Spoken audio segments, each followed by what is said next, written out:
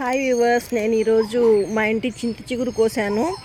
ఇగో ఎంత వచ్చిందో చూసారా, బాగా వచ్చింది.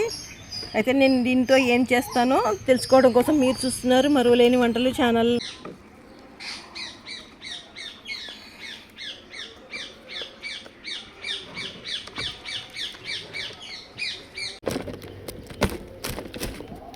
మీకు ఈ చింత చిగురు మొత్తం కడిగి తీసుకొచ్చాను. కొంచెం లావుగా ఉన్న పుల్లలు అయితే తీసేయాలి, కానీ మరీ సన్నగా ఉన్న పుల్లలు ఏం తీయక్కర్లేదు. మనం మిక్సీలో వేసుకుంటాం కాబట్టి ఇవన్నీ కలిసిపోతాయి. ఇవి కూడా పుల్లగానే ఉంటాయి, లేతవి కాబట్టి ఏం పర్లేదన్నమాట. ఇప్పుడు నేను మీకు ఏదైనా రెసిపీ చేసుకోవాలన్నా, చట్నీ చేసుకోవాలన్నా ఫస్ట్ ప్రిపరేషన్ చేసుకుంటాం కదా, ఎలా మగ్గ పెడతాము, ఎలా వేపుకుంటామో అది చూపిస్తున్నాను మీకు.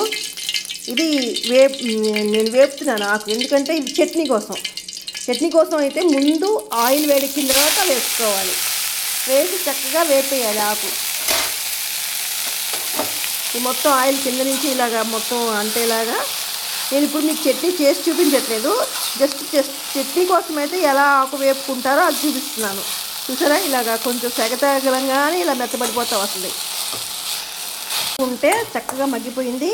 ఇప్పుడు నేను ఒక బాక్స్లో తీసి పెట్టేసుకోవచ్చు. ఎప్పుడు మనం చట్నీ చేసుకోవాలంటే అప్పుడే చేయొచ్చు. ఇది బాక్స్లో ఇలా తీసేసిన తర్వాత ఇప్పుడు నేను వేరే రెసిపీస్ కోసం చట్నీ కాకుండా చించిగురు పప్పు కానీ, చించిగురు మటన్ కానీ, చించిగురు చేప కానీ, చించిగురు చికెన్ కానీ చేస్తే అప్పుడు ఎలా చేయాలని చూపిస్తున్నా. దానికి కింద ఆయిల్ వేయకుండా ఇట్లా మొత్తం ఇది నేను ఎలా మగ్గబెడతాను అది నా రెసిపీస్ చేసి చూపించాను. మళ్ళీ చెప్తున్నాను, ఇట్లా మొత్తం ఆకుల మీద పడేలాగా ఇలా జల్లుకోవాలి. సాల్ట్ ముందు చేతిలోకి తీసుకుని జల్లి చూపిస్తున్నాను, ఎందుకంటే ఇలా జల్లుకుంటే మనకి కరెక్ట్గా మొత్తం ఆకుల మించి పడుతుంది కాబట్టి. కారం కూడా ఇట్లా మొత్తం అన్ని సైడ్స్కి పడేలాగా వేసాను అనమాట. అట్లాగే ఇప్పుడు పసుపు కూడా చేతిలోకి తీసుకొని అలాగే జల్లి చూపిస్తాను. మొత్తం అన్ని సైడ్స్కి పడేలాగా ఇలా జల్లుకోవాలి. జల్లిన తర్వాత ఇప్పుడు మనం వాటర్ అయితే ఏం వేయకూడదు, మనం కడిగాం కదా ఆ తడే సరిపోతుంది. జస్ట్ ఇట్లా మనం ఇప్పుడు ఈ చేతికి అంటిన ఉప్పు కారం కొంచెం ఇలా జల్లేసుకుంటే చాలు అనమాట. ఇంకా అంతకంట వాటర్ ఏమి. చూసారా, మొత్తం ధారగా ఆయిల్ వేయాలి. అన్ని సైడ్స్ నుంచి పడి మొత్తం ఆకులకి కిందకి దిగుతుంది అనమాట, మొత్తం ఆకులకి పడుతుంది. ఇప్పుడు దీన్ని మూత పెట్టి ఉంచేస్తే చక్కగా. ఇప్పుడు చూసారా, జస్ట్ 2 minutes తర్వాత మీకు మూత తీసి చూపిస్తున్నాను. ఎంత చక్కగా మగ్గిపోయిందో, ఇది మెత్తగా అయిపోయిందనమాట. ఇప్పుడు కలపాలి, మనం ముందే కలపకూడదు అనమాట. ఉప్పు కారాలు మనం ఏ రెసిపీ చేస్తున్నామో అప్పుడు దీన్ని కొంచెం మిక్సీలో వేసి ఒక తిప్పి వేసేసుకోవచ్చు అనమాట. వాటర్ వేయకపోయినా కానీ దీంట్లోనే వాటర్ దిగిని, ఈ వాటర్ దీంట్లో చించిగుర్లో ఉన్న వాటర్తోనే ఇది చక్కగా ఇలా మగ్గిపోతుంది అనమాట. ఇప్పుడు ఇది కూడా నేను బాక్స్లోకి ఒక రెసిపీ కోసం తీసి పెట్టేసుకుంటున్నాను.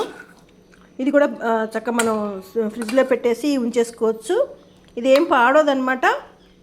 4-5 రోజుల తర్వాత అయినా చేసుకోవచ్చు ఫ్రిడ్జ్లో పెట్టేసుకుంటే. ఇప్పుడు ఇది కొంచెం నేను పప్పులో వేస్తాను. ఇది మిక్సీలో వేసుకుని పేస్ట్ చేసుకుంటాను అనమాట. ఇప్పుడు మిక్సీలో వేసి మెత్తగా పేస్ట్ చేసుకున్నాను అనమాట. ఇది ఇంకో పేస్ట్ చేసుకున్న తర్వాత దీంట్లో కొంచెం వాటర్ వేసి పప్పు వేసుకుంటున్నాను. మసిరిపప్పు చింత చిగురు అనమాట. అందుకని మసిరిపప్పు వేరేగా ఉడకబెట్టి ఉంచుకున్నాం. మెత్తగా ఉడికిన దాన్ని నేను ఇప్పుడు ఇందులో వేసేస్తున్నాను. వేసేసి దీనికి పప్పుకి సరిపడా సాల్ట్ కూడా వేస్తున్నాను అనమాట.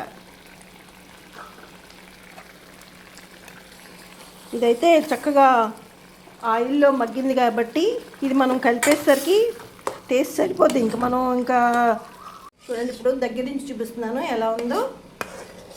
చాలా పుల్లగా, ఇంటి తాజా చింత చిగురు కాబట్టి చాలా పుల్లగా, ఫ్రెష్ ఫీలే వేరుగా ఉంటుంది.